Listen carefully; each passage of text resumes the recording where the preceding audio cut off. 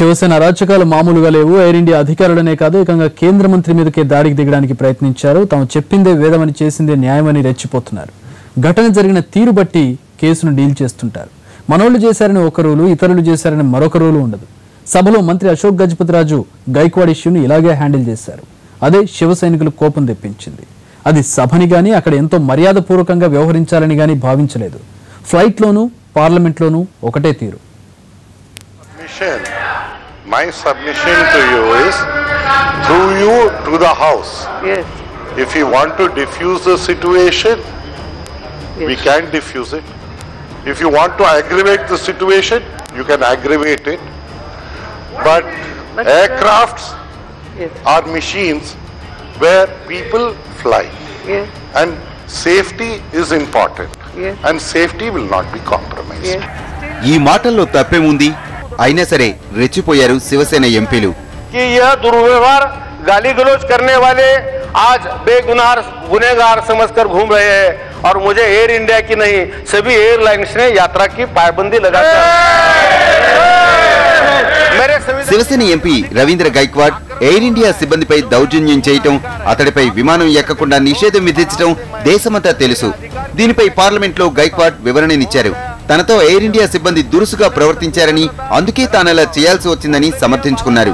మంత్రి అశోక్ గజపతిరాజు గైక్వాడ్ వాదనను సమర్థించలేకపోయారు. अध्यक्ष महोदय, इस सदन में माननीय गृह मंत्री जी उपस्थित है. मैं आपके माध्यम से उनसे विनती करता हूं कि मुझ पर एफआईआर दाखिल हुआ है.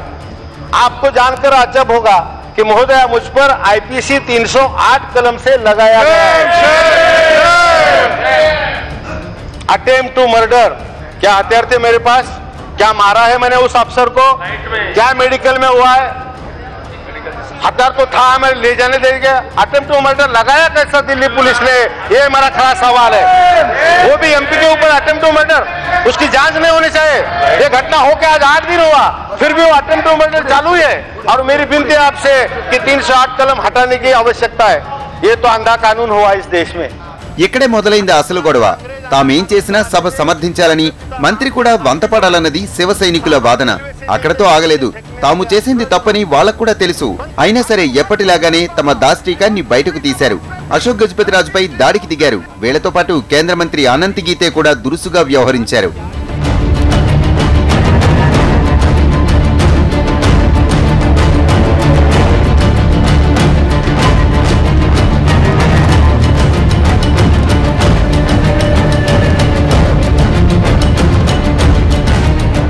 సమయానికి హోంమంత్రి రాజ్నాథ్ సింగ్, జౌళి మంత్రి స్మృతి ఇరానీ, విదేశాంగ మంత్రి సుష్మా స్వరాజ్ గజపతి దగ్గరకు వచ్చి సేన ఎంపీల దాడికి అడ్డుగా నిలిచారు. దీంతో మంత్రికి కాస్త రక్షణ లభించినట్టయింది.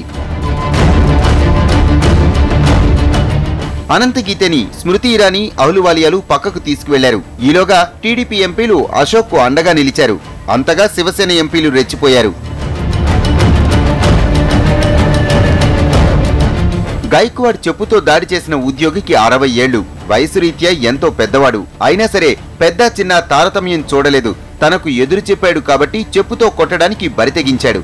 అది ఫ్లైట్ అని కానీ, అక్కడ తాను కేవలం ఒక ప్యాసింజర్ అని కానీ వెనక్కు తగ్గలేదు. ఏమాత్రం తేడా జరిగినా ఎదురుదాడి చేయటమే లక్ష్యం. ఇందుకు వీళ్లు వాళ్ళు అక్కడ ఇక్కడ అన్న వ్యత్యాసాలు లేవు.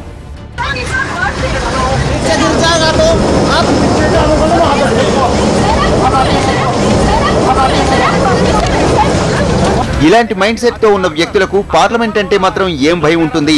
అలాంటి భయమే ఉంటే తప్పు ఎవరు చేశారో తెలుసు. గైక్వాడ్ కూడా తానేం చేశాడో స్పష్టంగా తెలుసు. అయినా సరే అదే దుందుడుకు ధోరణి.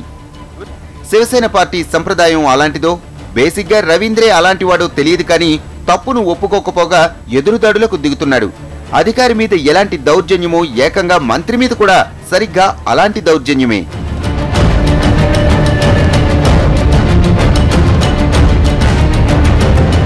మొదట రవీంద్ర భార్య ఉషా కథనాన్ని బట్టి చెబితే గైక్వాడ్ శాంతిచిత్తుడని, అతనికి ఒకరిని చెప్పుతో కొట్టేంత కోపం గతంలో ఎన్నడూ చూడలేదని, ఎయిర్ ఇండియా అధికారులు మోడీని కూడా లెక్క చేయకుండా అనరాని మాటలు అనడంతోనే చెప్పుతో కొట్టాల్సి వచ్చిందని చెప్పుకొచ్చారు. తన భర్త ముమ్మాటికి సత్శీలుడని చెప్పుకొచ్చారు. ఏ భార్య అయినా తన భర్త మంచివాడని చెప్పుకుంటుంది. గైక్వాడ్ ట్రాక్ రికార్డ్ చూస్తే తెలుస్తుంది అసలు సంగతి. ఎయిర్ ఇండియా అధికారులను చెప్పుతో కొట్టిన సమయంలో రవీంద్ర గైక్వాడ్ ప్రవర్తన చూస్తే భార్య చెప్పినంత సున్నితమైన వ్యక్తి కాదని చెప్పడానికి మరెన్నో ఉదాహరణలు. అంతేకాదు, మోడీని అన్నందుకే రవీంద్ర అధికారిపై దాడి చేశాడన్నది శుద్ధ అబద్ధంగా చెప్పక తప్పదు. ఇలా చేశారేంటని మీడియా అడిగినప్పుడు గైక్వాడ్ అన్న సమాధానం వింటే ఇతనికి బీజేపీ అంటేనే ఒళ్ళు మంటగా తెలుస్తోంది. తానేం బీజేపీ లీడర్ని కాదని, శివసేన ఎంపీనని గర్వంగా చెప్పుకోవడం చూస్తుంటే మోడీని అనడం ద్వారా రెచ్చిపోయాడన్న మాటనే పరిగణనలోకి తీసుకోలేని పరిస్థితి.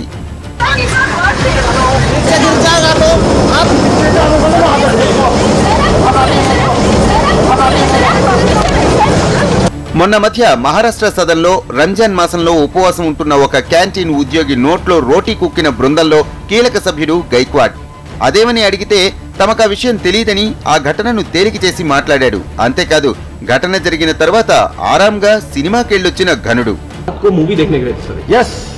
सर आई नोट मूवी देखने अपोलोजाइज नहीं करेंगे सर इसको लेकर सर। अरे तुम लोग सब दिमाग खराब कर रहे थे, जाके मूवी देखते सर। कौन सी मूवी देखी आपने? इसके बाद क्या घटना, ऐसी घटना के बाद मूवी देखने चले गए? टेंशन फ्री होना चाहिए ना. అంతేనా, రవీంద్ర గైక్వాడ్ దుశ్చర్యలకు ఒక అంతు లేదని చెబుతున్నారు అతడి గురించి బాగా తెలిసిన వాళ్ళు. గైక్వాడ్ ఒక సాధారణ బడిపంతులు. స్కూల్ టీచర్ కాలం నాటి నుంచి దుందుడుకుగా వ్యవహరించేవాడు.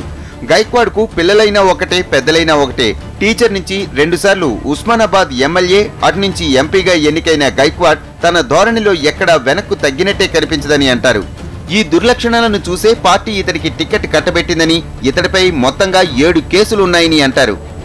ఏమాత్రం పశ్చాత్తాపం లేకుండా తాను చేసింది తప్పని అస్సలే ఒప్పుకోకుండా రవీంద్ర గైక్వాడ్ వ్యవహరించిన తీరుకే ప్రపంచమంతా షాక్ అవుతుంటే, ఇవాళ కేంద్ర మంత్రి అశోక్ గజపతిరాజు మీద విరుచుకుపడ్డం చూస్తుంటే ఈ పార్టీ మొత్తానిది ఒకటే వ్యవహార సరళిగా చెప్పక తప్పదు. లేకుంటే సాటి మంత్రిని కూడా చూడకుండా అనంతగీతే అశోక్ మీదకు రావటం చూస్తుంటే వీళ్లంతా ఒకే కోవకు చెందిన వాళ్లే అనిపించక మానదు. వీళ్లకు ఎదురిస్తే ఎంతకైనా తెగిస్తారు.